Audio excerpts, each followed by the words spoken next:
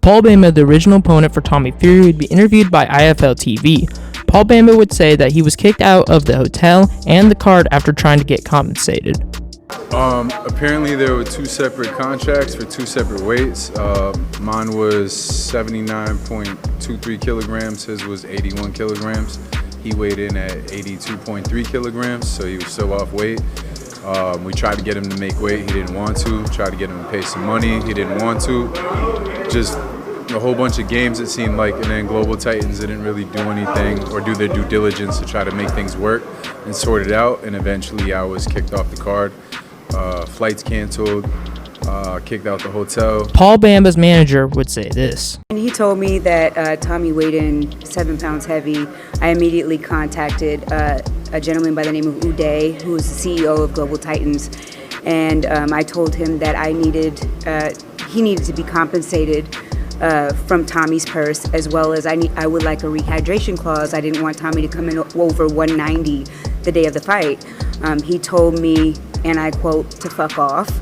And so I sent screenshots of that conversation to the media. I reached out to Patrick English, who's one of the best boxing attorneys in the business. And I'm going to get my fighter compensated because he came in on weight, did his job, and in the contract it also stated that if Tommy Fury were to come in overweight, that we would be provided with another opponent, which we were not. He was then kicked off the card after we refused to accept. They offered us upwards of $100,000, but no rehydration clause. What I'm not going to do as a manager is to send my fighter in there to get hurt or killed. Not to say that he can't defend himself. However, there's weight classes for a reason. Now you're talking light heavyweight and a cruiserweight. We have a kid in a coma right now that just fought David Morrell, and they were the same weight. So I can't have that on my conscience. All money ain't good money. So what I think really happened was I think that Tommy Fury came in heavy, and they doctored up a new contract for Tommy Fury. And the local commission there literally told me, my bad. Oops, my fault. Like, come on. Like, what?